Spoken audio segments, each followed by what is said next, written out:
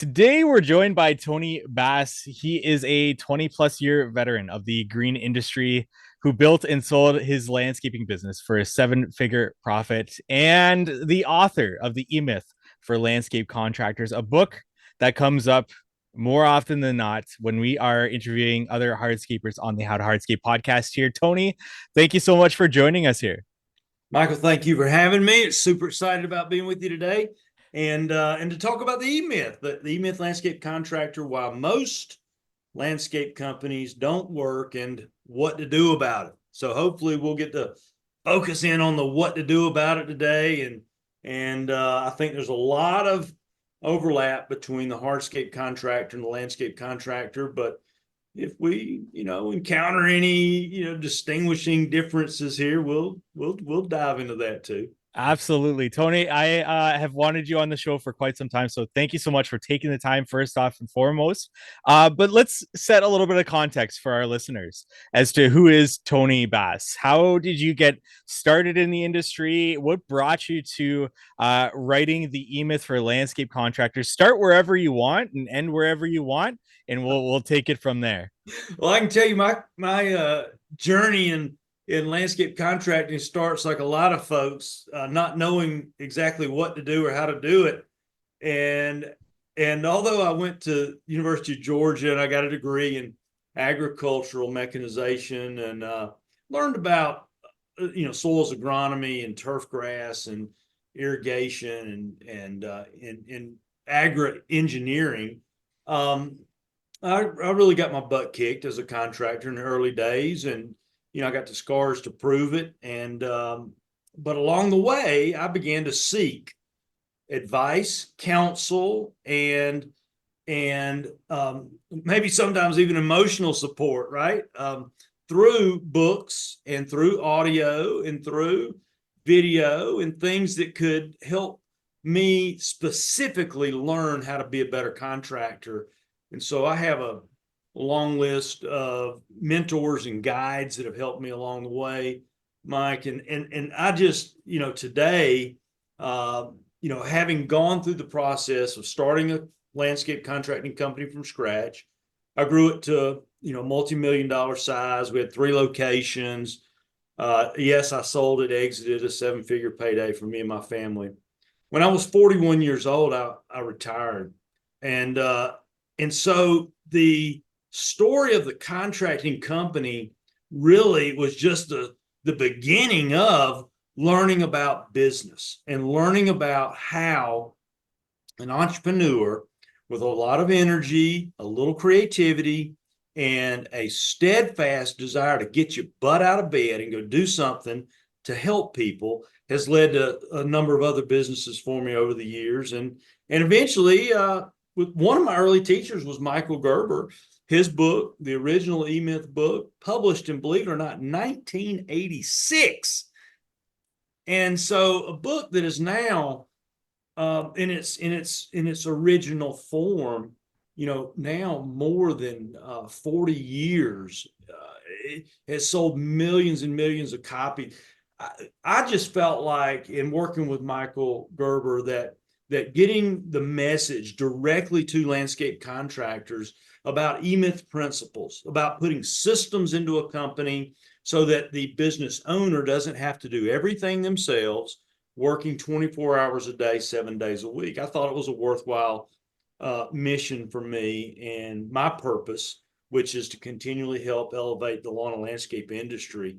So every contractor who has the mindset to get out and hustle can find real wealth from landscaping. And so that's what I continue to work on today, helping contractors become wealthy, man.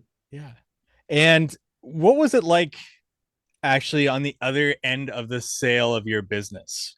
Was there any downtime, or did you just launch right into the next thing? Like, what was your whole thought process on that? And all of a sudden, this thing that you've built from scratch is no longer yours. And what's on the other side of that? That's something that I've always been curious about with business owners. What's a big question, Michael? Let me try to unpack it just a little bit.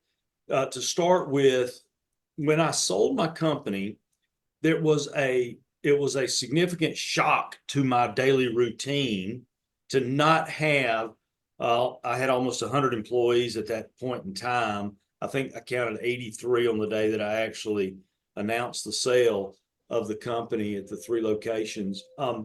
It was a shock to my system, the routine that I had. And I forced myself to take a year off. Now, I already had other businesses that were operating, functioning without me having to be there, but I was by far most involved with my landscaping company at that time. And so that transition away from one of the real challenges, I'd almost call it an infection or an illness amongst contractors. And I'm like a poster child for this, man. We get addicted to feeling needed. And so all of a sudden, one day you wake up and all of a sudden nobody needs you to, solve this problem or that problem, or resolve this customer issue, or resolve this employee issue, or go out and hustle to find the next piece of equipment that's, going to help us improve productivity. All of a sudden, all those things, went off of my daily agenda. Well, I took a year off, and I really had to kind of force myself to do so. But so we went, we bought, I bought this big bus. I got a big bus, I call it a bus, but it's a big 40-foot motor coach. And at the time now I had young kids. I had a 3-year-old and a 5-year-old and my wife, and we go out and we're going to act like retired people. And I thought, that's what retired people do. They go cruising around on the big bus, But yet everywhere we would go, there was no kids for our kids to play with. All the people that were there that were retired were, gray-headed and no children. So it was a learning experience, man, about what, how things change when you fail to follow the government prescription of retiring at 65. I took a little different path than what the government suggests, and so it was a little different. But what it did, man, you talk about, I got a completely different perspective. I took a year and I did, began to write and consolidate ideas that I had used, that I had developed, that I had put into practice, but had never become part of the day-to-day written descriptions of how we did things at my lawn and landscape business. And so one of the first projects that I completed was writing a book, which today is called The Landscaper's Guide to Finding, Hiring, and Retaining Great Employees. So I took a year just consolidating what I had done in that area. And today, as you and I record, we've got an unemployment rate of about 3.9%. At the time I sold my company, the unemployment rate was about 4.2%. So statistically, the problem is a little more challenging today than it's ever been. But one of the biggest challenges that all contractors face is finding, hiring, and keeping great employees. And if we were thorough with our explanation and give credit where credit is due, one of the big challenges in the middle of finding, hiring, and retaining is training. And so training employees is something that ends up being a bottleneck for a lot of contractors. And I felt like by me pausing and putting everything into writing that I had internalized, that I maybe at times did not share with my team, from an employee recruiting and employee hiring and retention basis, that was a big deal for me. But I spent about a year doing that and had a lot of fun doing it. But what was really funny, man, is that about the time I got through with that book, we went into what's called the Great Recession. And if I would have wrote a book titled How to Fire All Your Employees, or the lazy ones, it probably would have went over a whole lot better. But by the time 2007, 2008 came around, the situation had completely changed. And so, with the success of the EMyth Landscape Contractor, I can tell you that that came after that book. But the business cycles change, Michael. They change. And if you stick around this industry, for a decade or two or three or four, you will see these business cycles change. And we're in a changing business cycle right now that is going to continue to challenge contractors in a number of ways. And the good news is that about the time you get it figured out, the cycle will change again. And then you'll get challenged by the next business cycle, whether it's finding employees or finding customers. Those are always going to be challenges. Definitely. What has been one of the biggest changes or biggest changes in business cycles that you've seen from the beginning of your business, even up until now, with being able to talk with other landscape business owners? What has been the most eye-opening, biggest change during that time period? Well, the biggest change is that, number one, you got to understand human habits, human behavior really doesn't change. Okay, people still, when I say people, whether we're talking about customers or employees, people want to think that the amount of money they are spending is a great value. If you hire somebody, they want to feel like they're being treated fairly, and those things are not going to change. What has changed is the way software integrates every part of our life now. I'm sitting here and I've got a desk phone over here, and I've got a couple of different cell phones for different businesses. And the reality is that I do more work on this silly little, cell phone than I do almost anything today. And it's nice to get to sit at the desk here with you in front of a laptop computer, but software has changed and will continue to change how we run our businesses. And I've got some really cool cutting edge examples for that if you care to get into them today. But if I had to track from my earliest days, I mean, I can remember the challenges of purchasing a first computer when you couldn't just go down to Office Depot and pick one up. The buying software to help run, manage, route, schedule, bill customers.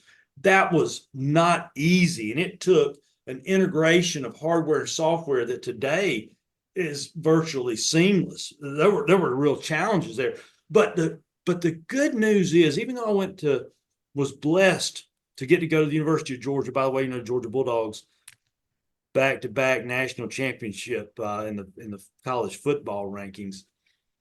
Keep your eye on those Georgia Bulldogs, Michael. They're going to be a powerhouse again this year, guaranteed. Huge football fan, by the way. Gotcha. The way that software continues to evolve is going to impact your company, and it can impact it in a really good way or in maybe not such a good way. I don't know what you've done here on your podcast with discussions of software and software solutions, but the AI revolution is here, and it will make some contractors considerably more productive than they could have ever imagined, and it will be a challenge for others who have reached a point in their career where they say, I'm done. I've learned enough. Technology is for the younger generation, and I'm not a fan of learning something new in tech these days. That's a dangerous position to be in. So I don't know what the age range of your listener is, Michael, but you get guys that are my age today, and some of those are really, you've heard people say, this AI, man, it's about to take over. It's going to be bad. It's going to be, it's going to be the Terminator, all over again, and bad things are going to happen. Well, that's one way to look at it. in my career, every time I've learned something new about technology, it has helped make me a more efficient contractor, a more efficient business manager, a more efficient business owner. So I personally am freaking excited about what's going on right now, embracing this new tech and incorporating it into my operating companies today. Let's stick on that for a little bit here with software. I think the biggest thing that people look at and avoid implementing into their business is one of two things. It's the cost, a monthly cost, and they look at that and they think, yeah, I can put that money to use elsewhere in my business. Or number two, it's the implementation of it and the time that it would take for that. Do you see any other hurdles, or also how do business owners get over those hurdles and see the other side of that, where they're much more efficient and everything that software brings into their business? So you're dead on the money. There's significant cost in implementation. There's going to be cost in software rental fees today. When I began my career, you bought software. You don't buy software anymore. You rent software today. So the whole industry changed its model. And so that's become a part of overhead that must be accounted for and recovered as part of doing business. Here's what I know that software today costs less than hiring a human being to do a repetitive job. And so, in most cases, software will pay for itself over time. But implementation is something way different than just monthly service fees. And let me say this, when I have seen success in software, it always begins with a massive commitment from the business owner. And I say business owner because you can say, well, I'm going to put, Johnny or Susie, who I just hired to be the champion of this new software. Well, let me tell you something. Here's the reality of being a contractor. People come and people go. And so the business owner is going to have to be familiar enough and competent enough to educate Johnny's or Susie's replacement in the future. The business owner is going to have to be hands-on in an implementation process for a period of time, guaranteed. And listen, I'll give you two examples of this real quick, because implementation requires immersion. When you decide you are going to implement a new piece of software in your company, you can't just half-heartedly go at it and say, I'm going to work at it on Sunday when I'm not busy doing something else. That ain't the way it happens. You've got to get immersed in the technology, and you've got to commit to more money and more training time than you could ever possibly imagine. And whatever the software company tells you it's going to take, you probably should double it. You should probably double your effort, double your time, double your capital contribution to implement the software, because the payoff is potential is too great not to, and the time of implementation is absolutely critical. Now, in 2010, which is, gosh, we're 24 now, so we're 14 years ago, I implemented the first business automation software for automated sales follow-up in my manufacturing business called Super Lawn Technologies and Super Lawn Trucks. That software at the time required me and my team to make a massive commitment in terms of time and training and learning how to set up automations using technology of that day. And it took a new way of thinking just to visualize and map out how we would use software to be part of our company's customer service and follow-up system. Today, that technology has become rather widely used. But now AI is completely different technology, and it requires a different level of thinking and understanding of how to use that tech to make your company more efficient, more customer service friendly. And hopefully, if we become more efficient, we lower prices. Being more efficient gives you the option to lower prices. And look, Michael, the last 4 years, we have gone through the greatest amount of inflation that anybody alive and practicing in business has seen in the last 40 plus years. And so there was very little to no business leadership to go through what we've just gone through in the last 4 years in terms of managing inflation rates above 5% and pushing on 10%. And so what happens, the greatest cure for high prices is high prices, because high prices, gets people grumbling. And then the grumbling leads to managers having to say, hey, there's grumbling going on. We better try to do something about it.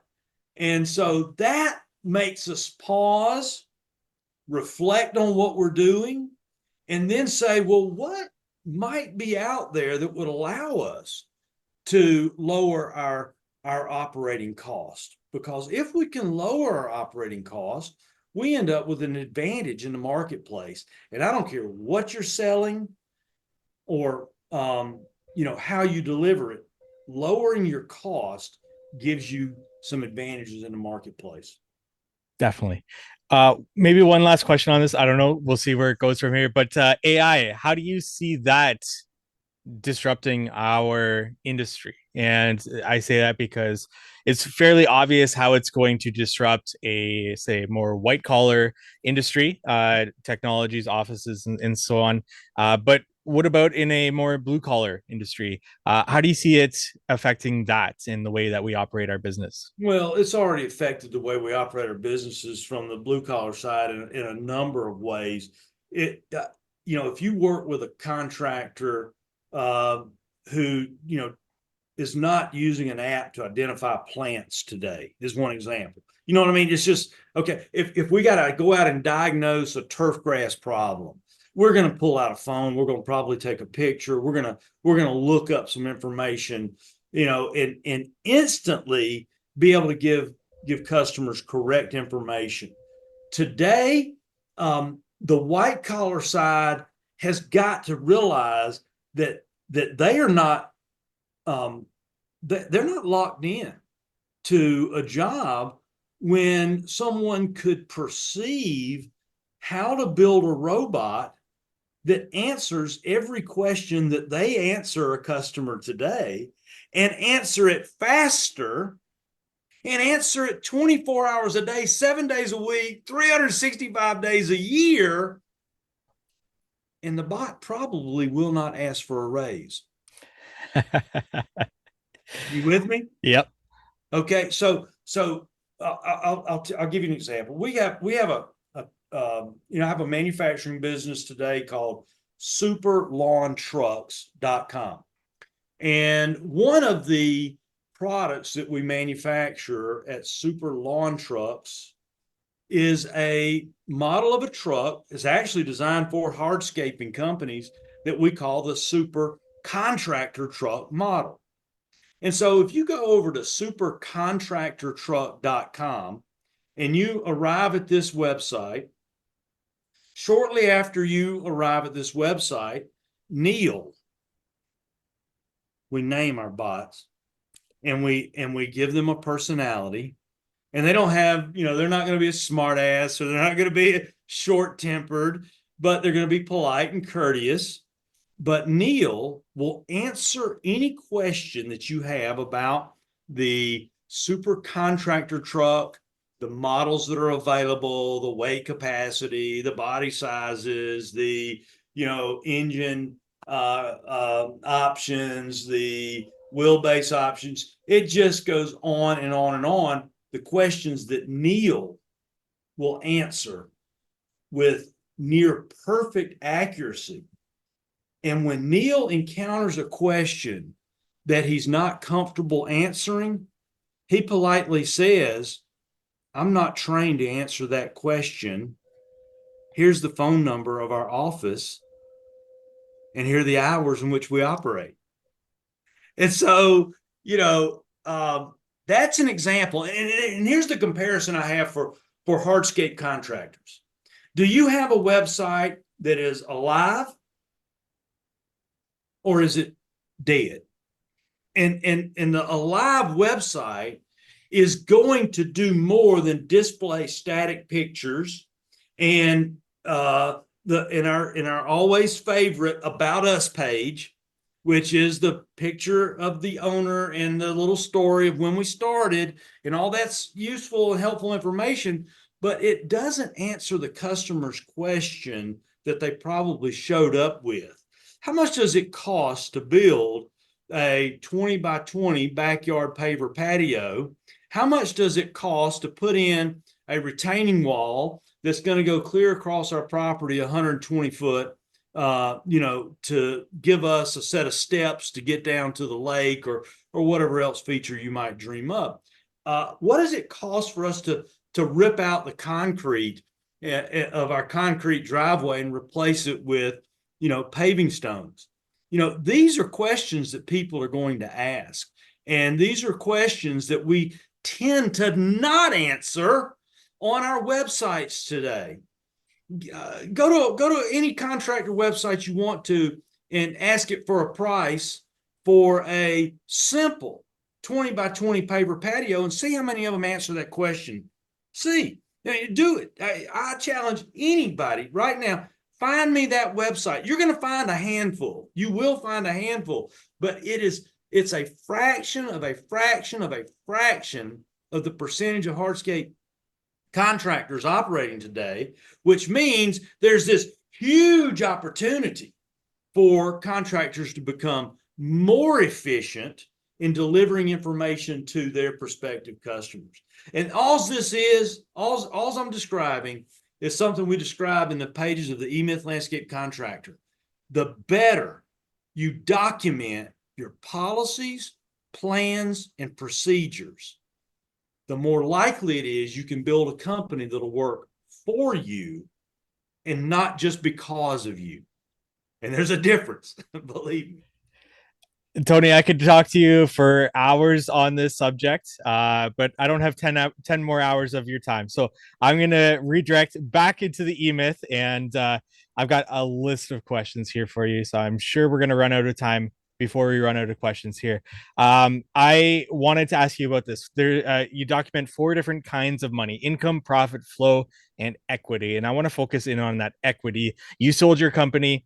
I'm sure with a recurring based service, you're able to sell for a little bit more than a perhaps project based service company. How can a company, perhaps more project based, increase that equity in their company to be able to increase their value if they perhaps want to sell at any point in time? Are there any creative ways in increasing our equity? Once again, especially for a project-based business. That's hard. It's a hard question. And I'm not saying it's a hard question to answer. I'm saying it's a hard question because the reality of project-based companies is that they rarely have the value of a recurring revenue-based company. And so every entrepreneur, every contractor has the option to make a decision to, build a branch, to build a line of service that is based on recurring. And I had one of my clients just 3 months, 4 months ago, exited his company. Now, I say he's one of my clients. I have a consulting practice, Tony Bass Consulting, and I've worked with a little more than 400 contracting companies since 1998 to help them with their business plans. And one of my early students, his name is Doug Robbins, owned a company up in Richmond, Virginia, Robbins Landscaping, great contractor. When I met him, 100% project-based business. That's all he did. He did landscape construction work and nothing else. And as part of my fiduciary responsibility in coaching and guiding him, I advised him to start a division to provide lawn maintenance services. And when Doug called me a few months ago and said he'd finally consummated the deal, he had exited his business. It was a 7-figure payday for him. The business, what the plan that we're describing, it's really not that complicated. Number one, you've got to have service agreements in writing. Number two, you've got to have consistent profitability year after year. Number three, if you begin to evolve and you grow your company to serve not just residential but commercial work, you tend to be able to have multi-year contracts. That makes the company even more valuable. And so, Michael, it's really about having recurring revenue. If you want to get a 3x, 4x, 5x valuation for a privately held company, you're going to probably have to have that. And some folks are not maintenance people. They're not, that they want to go to the same site every week. No, some people that doesn't register with them at all. They want to do a new project, new challenges. And that's fine. If that makes you feel good, that's fine. But it's probably not going to create a revenue stream for you in the future when you exit your business. And so you just have to understand that if your company equity is not going to be enhanced with what you are doing from a big picture standpoint, you better make darn sure you're making a lot of money right now, which means you cannot go around operating on 4, 5, 6% margins like our industry associations report our industry operates on. You've got to be operating with a healthy personal salary for the job you do in your company, and you've got to be operating with 10, 15, 20, 25% net profits, not including your children, not including your wife. I'm saying if you're inflating your net income by not paying people or not paying people reasonable wage-based, or should I say market-based salary ranges, then a buyer will sniff that out. If you got family working in a business, they need to be paid market wages so you can reflect a real 15, 20, 25% net. And there's companies that do it every single day in our industry. And there are people that become very, very wealthy from contracting. But if you're going to have a project-based business, you better be profitable, really profitable today. Yeah, and I've heard that, and that the recurring services are going to be less profitable than the project-based services. So you better make sure your project-based services are very profitable, and then it's what you do with that money that can make you wealthy. Would you agree with that sort of sentiment? Is kind of along the lines of what you're talking about there. Well, I wrote an essay on this subject. We call it the 5 steps to become the wealthy landscaper. And step number 1 is that your company must operate with a handsome profit, net profits above 10% after your salary. And step number 2, and this surprises a lot of people, Michael, is that the second step of becoming wealthy is to learn everything you possibly can about reducing your taxes, because taxes are the biggest expense a contractor will ever have. When you begin to learn about tax reduction, you're probably going to wind up in step 3, which I had lunch with one of my clients yesterday who's following my prescription 100%. And step 3 is that the profits that you take from your company should invest in cash flow real estate.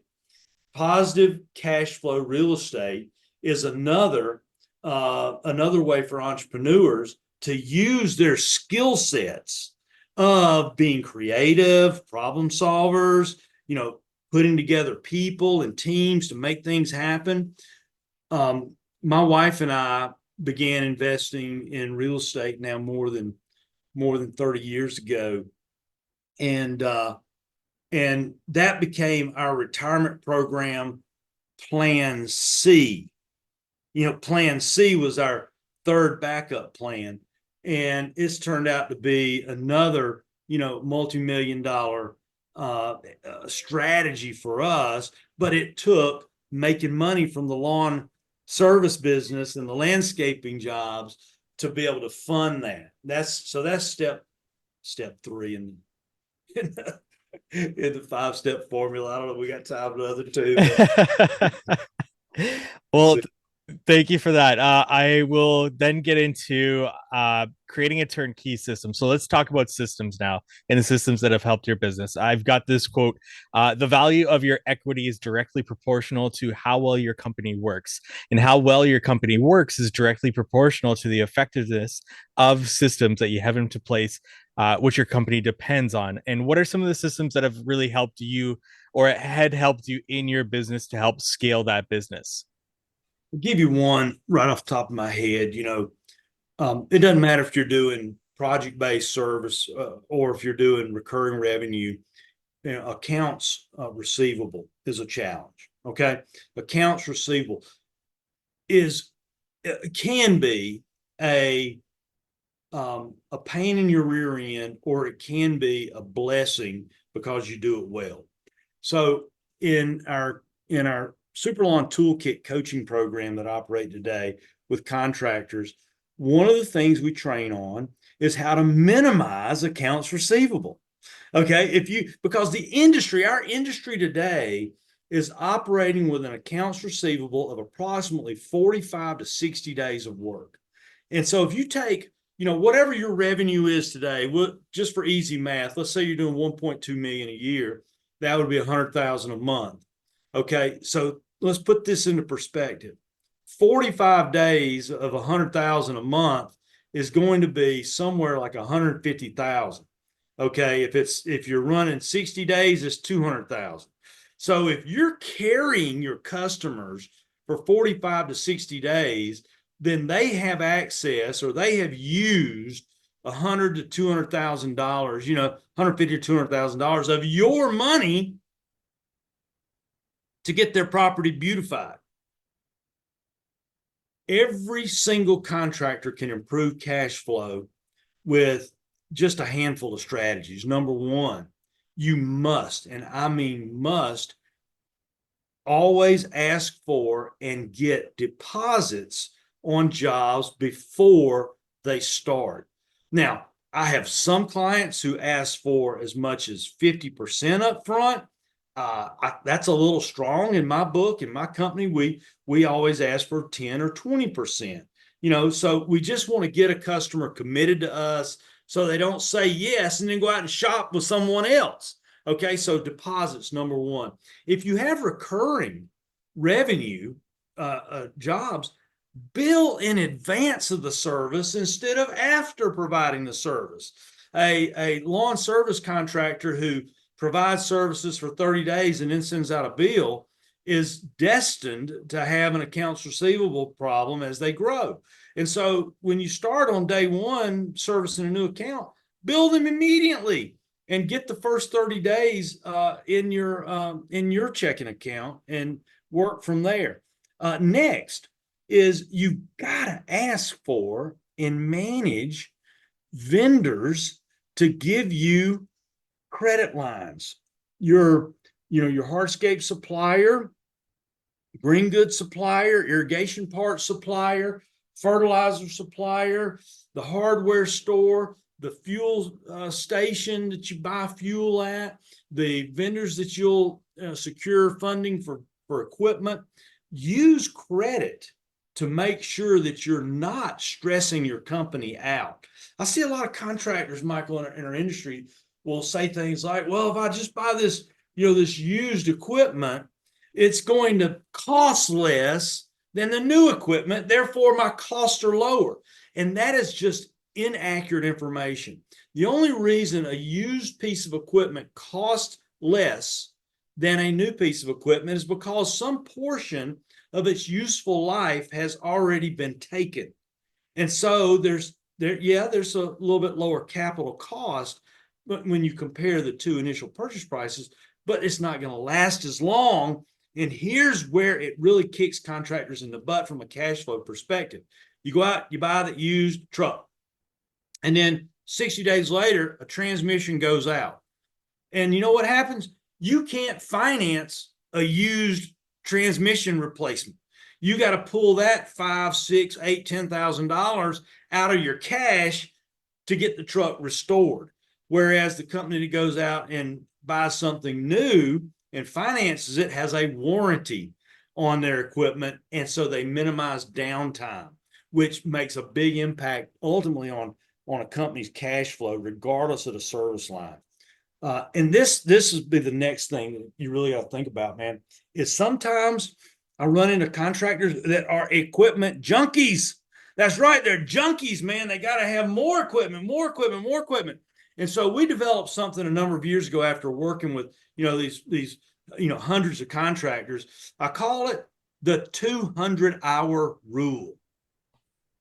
If you document that you use a piece of equipment at least 200 hours a year, then you can probably buy it cheaper than you could rent it. But if you're not using it 200 hours a year, you should probably just continue to rent that piece of equipment so it doesn't suck money out of your cash. And you're going to need cash as you grow. And I think it's kind of funny as I'm reflecting on this system, this really about improving cash flow, not really equity, but yet the better you look on your balance sheet, the more your company's going to be worth, which brings me to this. You must be aggressive in managing your receivables. And so we wrote a follow-up plan, years and years ago for my contracting company that says, here's what we do. Here's the day of the month that we're going to do billing. And unless that billing date falls on the weekend, we're going to bump it up a day, not push it back a day. In other words, if our billing date is the 20th, then the 20th falls on Saturday. No, we're not waiting till Monday. We're doing billing on the 19th, and we're gonna always follow that advice. And if the due date is the 10th of the following month, then the customer is getting a phone call. And today it might be an email, but you know what happens to email today? It's zapped away in some junk filter, right? Or junk folder. But a phone call, a letter, a follow-up 3 times in a row on basically 5-day periods. And so you got to cut out your accounts receivable being 45 to 60 like the industry. You really want to manage it under 30 days any way possible. And if you can do that, your company is going to look financially healthier than your competitors. And when it does, your company has more equity value guaranteed. Gotcha. With something that just came to mind with your selling of your business, was there any communication between the buyer and yourself as to why they wanted to purchase your business? Was there something about the business that was desirable, whether it was a system or the brand or whatever you'd created there, whether it was during the sale or afterwards, you were able to ask them, why was it my business? Is there anything that? Well, that's an insightful question. And because you said, was there anything before, was there anything after? And I will tell you that in a transaction where you're going to sell your company, it is a negotiation. And the information that is provided on the front side of that negotiation will be different than the information that's provided on the back side of that negotiation, guaranteed. There's competing interest. And so you have to be very careful about how you orchestrate a transaction. Now, when the prospective buyer told me he wanted to come and inspect and view my facilities,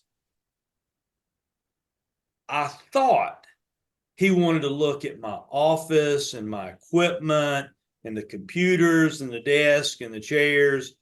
And so we made sure that the floor had been swept and the desks were as clean as possible. After the transaction was over, he admitted to me that that visit had absolutely nothing to do with the physical plant, the physical facilities. He wanted to look into the eyeballs of my employees. And he wanted to see if I really had a team there that was capable of coming in and opening the doors and following through on getting the estimates written, following through on getting the jobs executed, and following through on getting the darn money collected. And so he was very, very interested in the quality of the people, in the amount of time they had been with my company, and in their, he was interested, and I'll tell you this, he was interested in their physical appearance. He wanted to know that these people looked the part of being a professional manager of a lawn and landscaping business. The investor that purchased my company did not intend on, nor did he ever plan on coming in and opening the doors or closing the doors in the afternoon or working on any of the equipment that might not be ready for the next day's work. He had no intention of doing those jobs, no desire to do those jobs. He wanted to make sure I had a team there to do that. And depending on your ability to recruit and find good quality people and then hire them with fair and appropriate compensation packages, and then retain them by continuing to challenge them to learn new things, to become more competent in operating your company and the technical side of the business, and ultimately being able to represent the company in the eyes of the customer in a professional way. That's where you're going to build value. That's where you're going to build value for exiting one day, Michael, that they probably don't talk about very much. That's excellent insight. Thank you so much. And that leads right into my next question. Line in the book, three simple words I've just got in my notes here: hiring for delegation. How does a business owner go about hiring for delegation and knowing that might be somebody that you can delegate tasks to? Well, what I have found in my career as a business owner is that when you can get alignment of someone's interest with your needs, then you can delegate things much more effectively. I'll give you an example right now.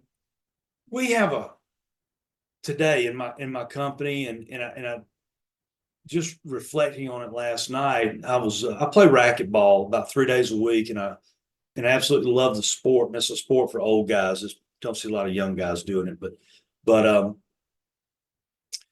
my one of my racquetball buddies was telling me about the landscaping company where his wife is the office manager, and the owner of that landscaping company is literally right down the street from our manufacturing facility. I recruited to come to work in my landscaping business while he was still in college. And so the idea that we're going to recruit people not for experience, but for interest is a novel idea for a lot of folks. You see, if I'm willing to recruit people for interest, I'm not looking for experience.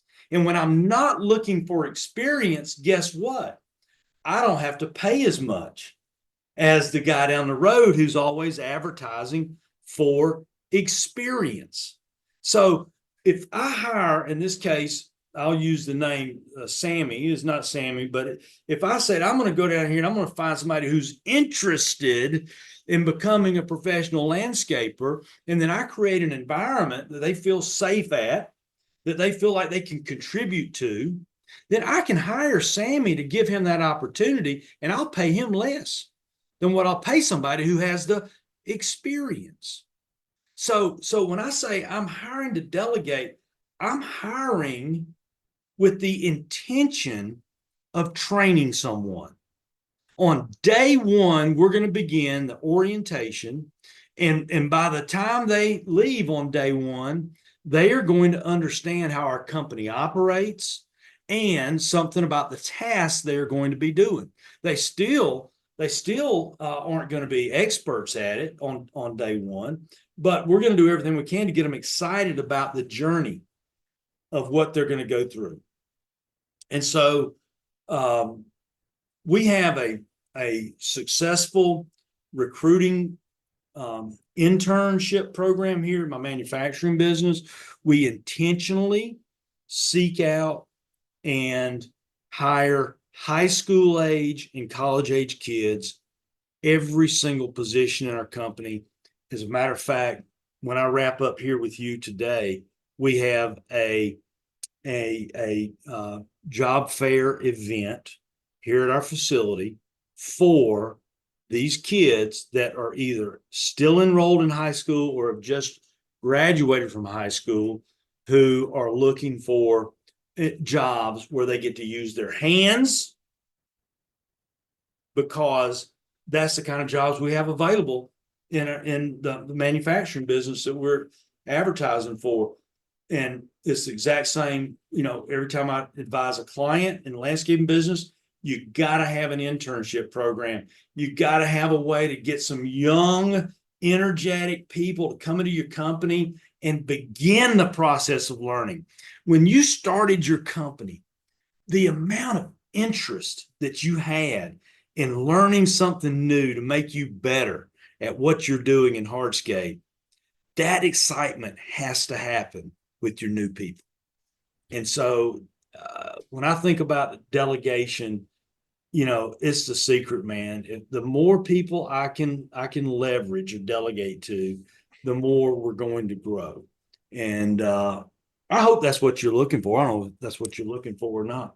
Yeah, absolutely. If it's okay with you, I think if you still have time, like 20 minutes or so, are you still good for? Or Yeah, I'm good. okay, I don't want to hold you up too much, but I've got tons of questions that are coming into me as you talk there. So, with that, the employees, how did you make your company then and even now a desirable place to be when you were first hiring them, as opposed to them going to work for a competing company or just another company in general? How did you create an environment that was desirable, and how did you communicate that to potential prospects that you are a desirable company to come work for? If you go to the website superlawntrucks.com/internships, if you went to that site, you would see that our company has documented the journey of young people who have entered our company with little to no experience, agreed to come on and work for a period of time. And we do pay our interns. We don't ask them to work for free, but we hire people right now, and people that are listening to your podcast are going to giggle when they hear this, because they may not even believe what I'm about to say, but I promise you it's the gospel of how I operate. We will hire people, and we have people working on payroll today for $10 an hour. For $10 an hour. And most contractors today are hiring somewhere north of $15 and $20 an hour. And I'm going to tell you, you don't have to if you shop in the right place for the right person with the right interest. And so we first begin with that idea about interest. They got to have an interest in what you're doing. If they have an interest in what you're doing, and then you can show them a little bit about a pathway. And the best way to explain a pathway is to give examples of other people who have come to your organization and they have worked their way up in responsibility and up in pay. the vast majority of our employees today at my company will see their pay double within the first 24 months. And so we have a very steady and aggressive incremental pay increases based on these accomplishments within the job. Now, if I put this into my landscaping company perspective, on day one, hour one, we have to explain how critical it is that to have a clean and green lawn and landscape, you must pick up the trash before you mow the grass. And if you fail to do that, you've got a bigger job that costs more to clean up, more to fix up. So we got to teach people about the importance of walking around with a bucket and picking up trash. That's an entry-level position in the lawn maintenance service business.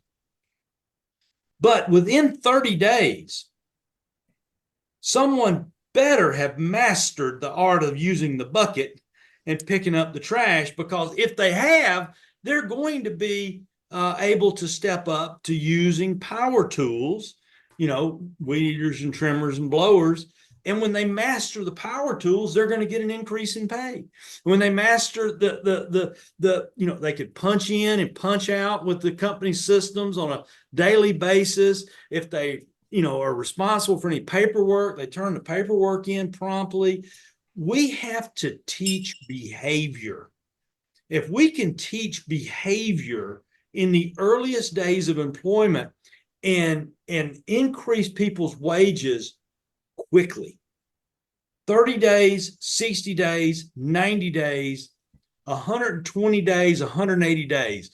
Have you given your employees 6 raises in 6 months? That would be a benchmark for getting people excited. Now, be careful. Contractors historically give out raises called dollar bills, like bubble gum. But the fact is that dollar bills are not dollar bills. They are an equivalent of $2,000 a year in incremental pay increase based on a full-time schedule working 40 hours a week for 50 weeks. And so as contractors, we got to have a plan of giving smaller but more frequent increases in pay. Smaller. I mean, when's the last time, Michael, when's the last time you gave out a 16-cent raise? Never. Never. Well, here's the fact. If you give out 16 cents today and you didn't even mention it to the employee, here's what's going to happen. They will not come to you and say, hey, Michael, you overpaid me. Will you please fix my pay and move it back down? So you don't go to them and you tell them, hey, I'm going to give you a 16-cent raise. You just do it. And you know what? They're going to go, I got an increase in pay. That's pretty cool. But if you say, hey, I've been thinking about the way you're running that bucket out there, and man, you've even stepped up to the string trimmer. Now I'm going to give you 16 cents. Then they're going to feel a little shafted, okay, over 16 cents. And so how we handle the incremental increases can make a big impact on the perception to the employee. So, hey, you know what? You stick around for 30 days, you're going to get an increase. Very interesting. I like that. Very interesting. But what do you think about performance pay in terms of whether it's weekly, you complete tasks on time, you get some sort of performance pay, or it's just a company-wide bonus structure? What are your thoughts on any of that? I'll give you 2 stories. First one, most contractors understand that if you follow the Fair Labor Standards Act, put in practice, I believe it was 1933, just a little earlier than you and I came around. In other words, this has been fundamental to our society for 100, coming up on 90 years, a little over 91 years. You will pay someone overtime wages when they work over 40 hours in a 7-day period. That's a 50% increase in pay. The challenge today is that the average work week, according to the uh, what's it called now? The labor, um, good grief. The, uh, anyway, federal wage and hour. Yeah. If you, um, uh, work more than 40 hours, you got to get paid overtime. But the average work week in America today, 34.1 hours. When we ask our employees to work 45, 50, 55 hours, we are asking them to do something that is not in alignment with the practices of most employees today. Now, in the case of manufacturing, the average work week is about 41 hours a week. But if you go across all U.S. employees, it is, in fact, about 34 hours a week. So to keep people engaged, in my view, you better not cheat them. Okay, you better not cheat them. You better pay them overtime wages if they work over 40 hours. Second thing, we do a horrible job as contractors to teach new people about the requirements expected of employers. Here's an example. As an employer, we are required by the Fair Labor Standards Act to match Social Security wages. Social Security is a requirement of 7.65% when you combine Social Security and Medicare benefits. 7.65% is taken out of the employee's paycheck and sent into the federal government. I call them Fedzilla. Fedzilla gets 7.65 of your paycheck. Well, guess what? I'm the employer. I'm matching that 7.65%, sending it in on your behalf. Did you know you have a retirement program by working at my company? You have a retirement program by working at my company. And you know what? If you go down the street to the guy that's paying you cash, you got no retirement program. So, you can think about this as you evaluate employers. Here's the second thing. When our company complies with the state and federal standards, guess what?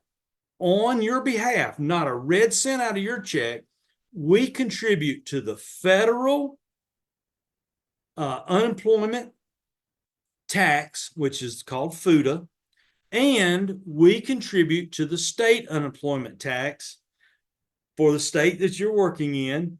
And if in fact we have to lay you off because of a lack of work or something terrible happens in our economy, you are going to be eligible to go down to the place or do it online, the unemployment office, and you're going to be able to apply for and receive free money. That's if you work at our company. I don't know what you might get down the street with the guys paying you cash, but I'll guarantee you, you will not have that benefit.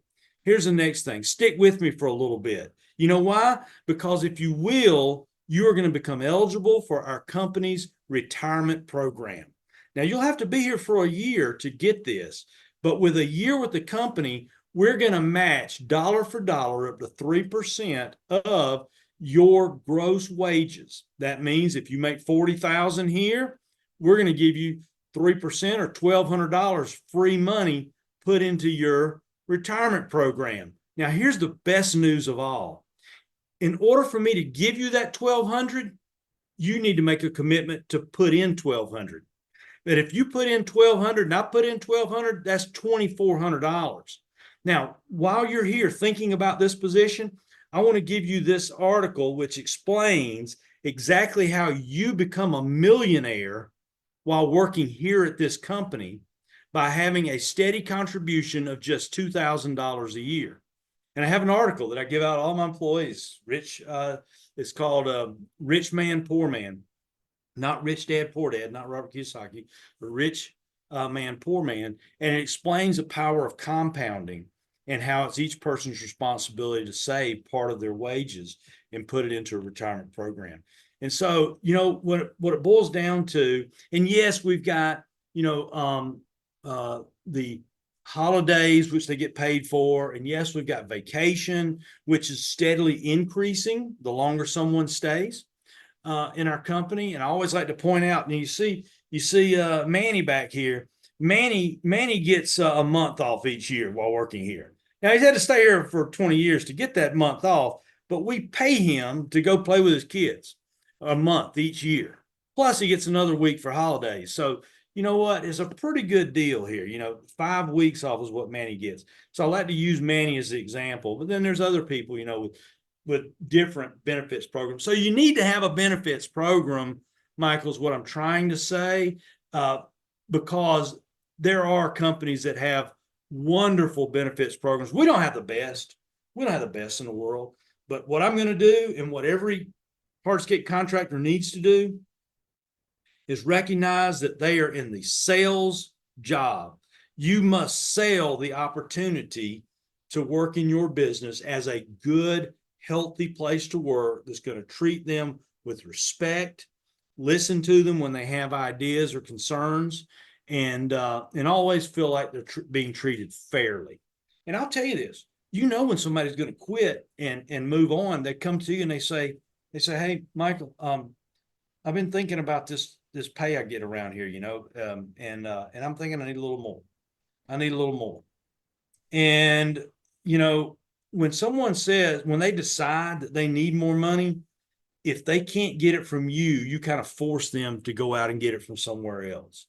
And so when someone is coming to you and asking specifically for increases in pay, it's a pretty good sign that you need to be working on the plan of how you're going to increase people, how you're going to challenge them to take the next little step in your company.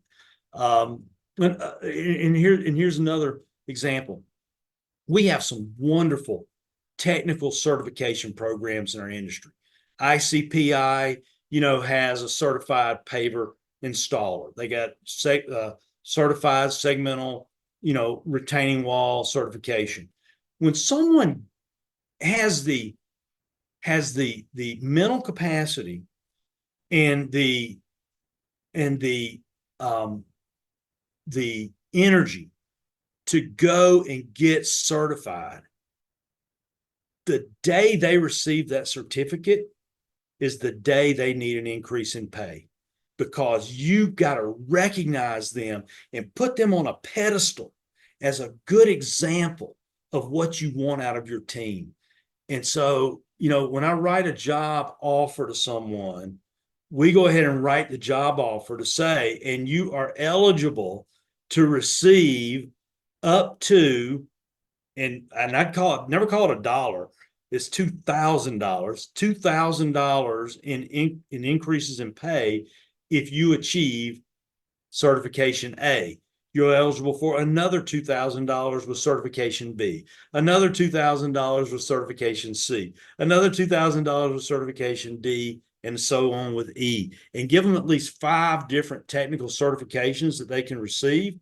And you didn't have to write these certifications. These are things that they would go out and get from a third party to make them more qualified to do the work at your company. And if you'll set up an incentive around that where they know that on day one, then you're going to remove some of the monkey that's on your back to always be increasing pay. You got to teach them how to increase their pay by giving them a guide. Incredible. Thank you so much for that. 2 more questions for you, Tony. Take as little or as much time with these answers as you would want here, especially with coming down to the wire with time here. One of the most quoted lines from the EMyth: working on your business rather than in your business. What about contractors that just love being in their business? A hardscaper that just loves being in the field, being hands-on. How do they go about implementing that, working on their business rather than in their business? Are they looking to hire somebody or partner with somebody that can take care of the things that would be typical on your business tasks within the business? Or are they just not business owners? No. Michael, working on it is a learnable habit. Working in it tends to be the person that is addicted to urgency. We were talking about earlier, addicting to feeling needed.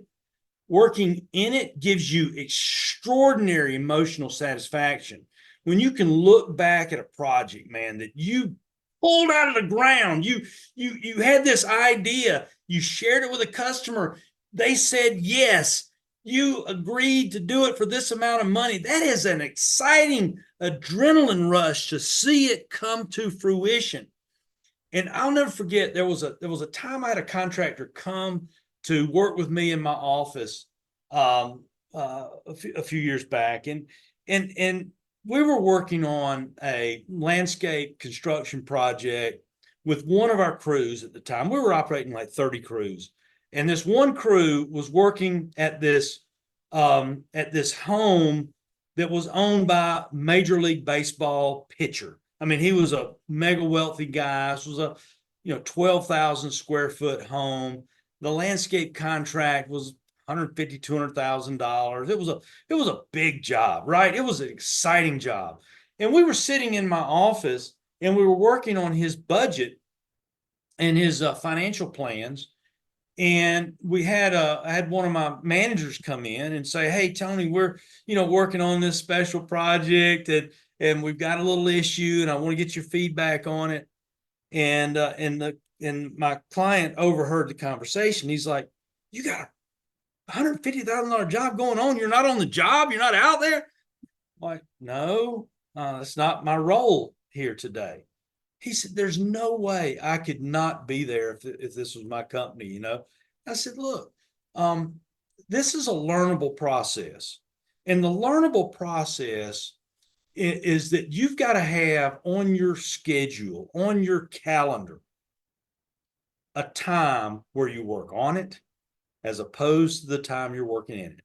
Look, I'm going to work in my business this afternoon. When you and I get finished with our meeting, about 40 minutes from now, I'm going to walk into a room in the back where we've got 10, 15 youth looking for jobs coming in. We're going to talk to them about our internship program. And I'm going to go in there and I'm going to talk for 10 minutes about our company and our history and the success we've had with other interns. And then I'm going to turn it over to another team member to show them around and ask them the obligating questions about what tasks they learned about today that matches with their interest. Remember the interest? Okay. But if I didn't have a schedule of working on it, I wouldn't work on it because there's always something to do. There's always a piece of equipment. There's always another customer to go see. There's always an employee who just has a question or two. There's always a customer that needs to be nurtured. That will never, ever end.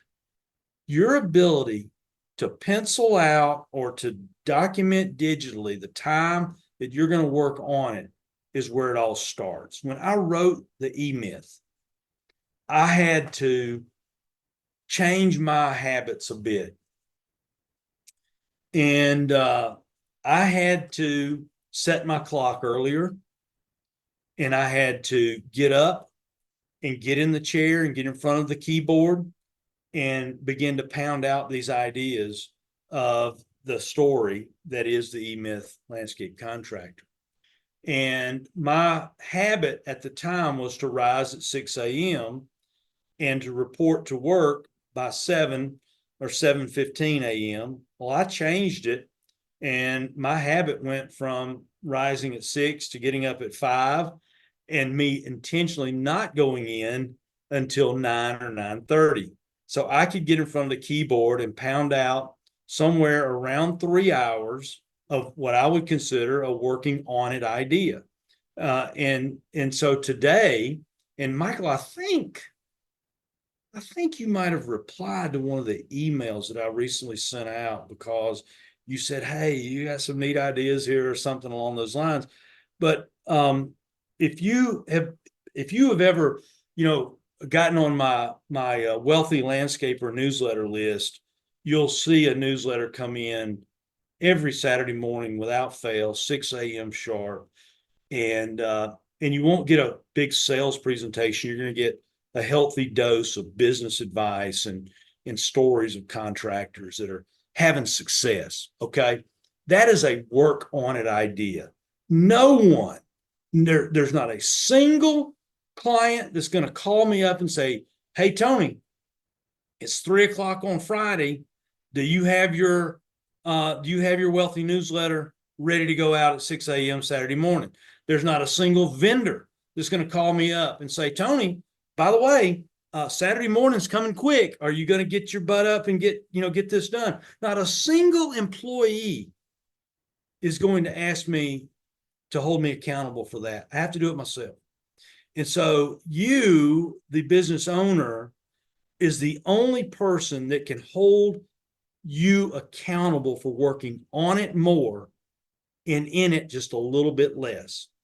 And it really only starts with, I ask for a commitment of between 3 and 4 hours per week.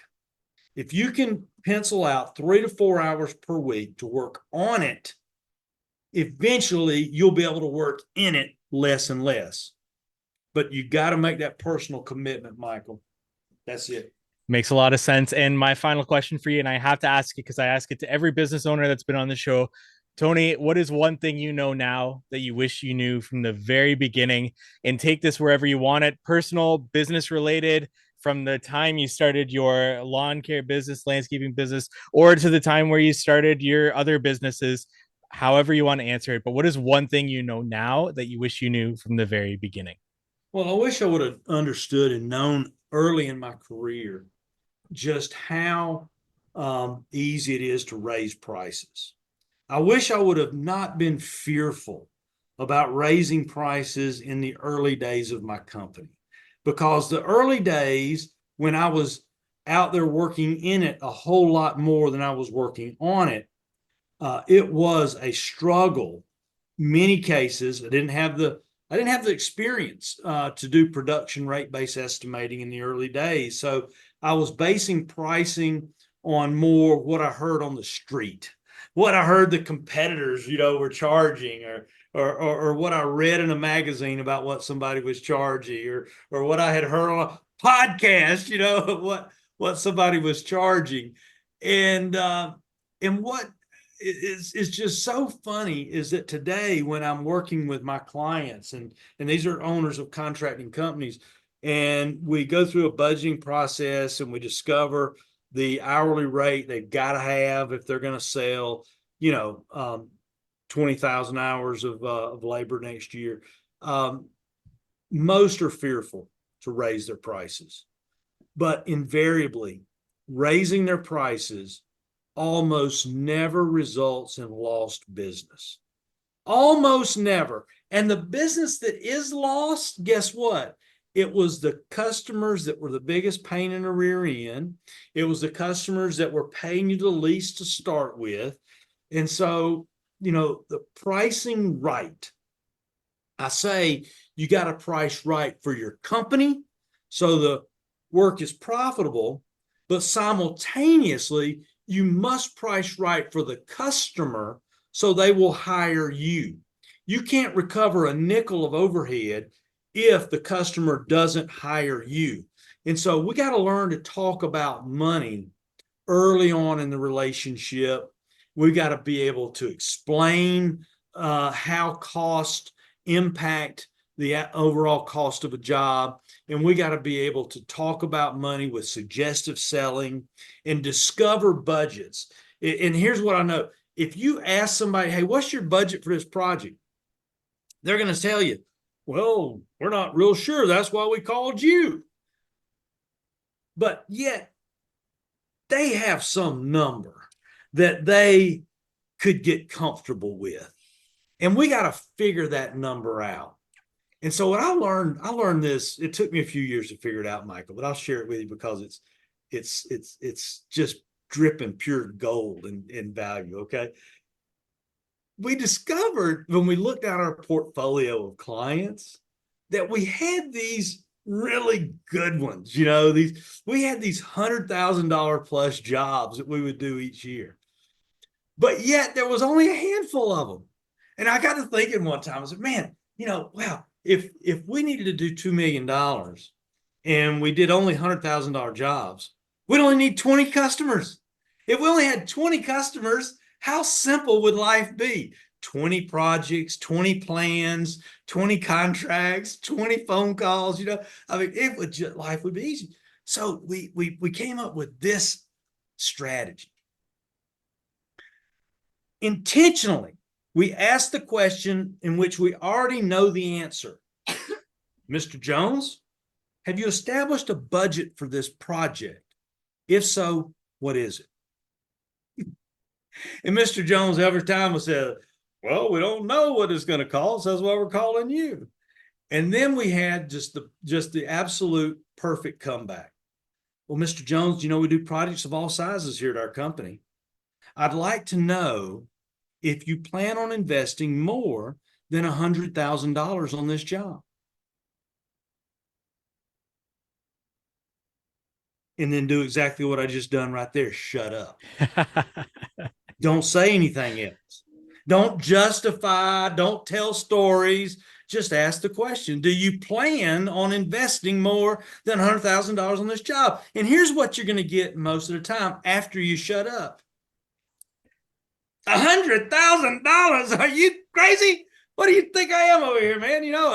This isn't Donald Trump or anything, We just say, well, hey, Mr. Jones, we do projects of all sizes here, and we do projects over $100,000 each year. And you see, I need to know a little bit about the size of this project so I can get the best person to come out and see you. Now, I want you to know that we also do projects between 50 and 100,000. And so do you think you'll be investing anywhere from 50 to 100,000 on this job? Once again, shut up. Don't say anything else. Give him an opportunity to respond. And in many cases, they're going to say, $50,000. What do you think I am? This is crazy.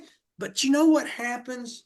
Sometimes they say, well, it's going to be a pretty big job. It wouldn't surprise me if it came in that range. And let me tell you what, at the point in time in my career, when we discovered how helpful it was to talk about money on day one, hour one, first phone call to help qualify buyers, my life got easier. My life got easier because when I asked a $100,000 question and they said, well, it's going to be a really big job. It'll probably be more than that. Then we knew who to send out. Me. I'm going on that one, I'm going on that one. I'm not going to let anybody screw this one up, right? I'm going. And so, we would respond quickly to those opportunities and professionally, and we would help them, spend their $100,000 the most efficient way we possibly could. And so pre-qualifying is part of pricing, Michael. And yeah, we use the $100,000 question. Still teach it today. Folks that are in hardscaping should do the same thing. And if you're not comfortable asking about 100,000, then take the number of jobs you did in the previous 12 months, divide by the number of projects that you did, and you're going to have an average size project. And then you're going to take and look down that list and see what the biggest project you did. Use the number for your biggest project as your first ask. Use your average size project as your second ask. And what I learned is that you must be prepared to ask the budget question at least 3 times, and you will get an answer every single time. So what I do is I take 100,000, 50,000, I then go to 25,000. And if they had a bad negative response to all of that, then we'd come back with the final question is, okay, Mr. Jones, do you think you'll have a budget anywhere from 5,000 to 25,000 to do on this project? So we set a minimum. And we said, this is the size of jobs that we're going to be good at, that are well suited for our company. And we began talking about that very early in the conversation.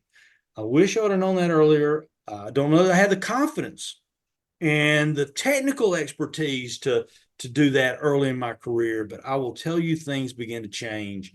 And the ability to delegate, something we talked about earlier, delegate sales, delegate estimating, delegating customer service, all got easier after learning that. Is that fun? You enjoy that?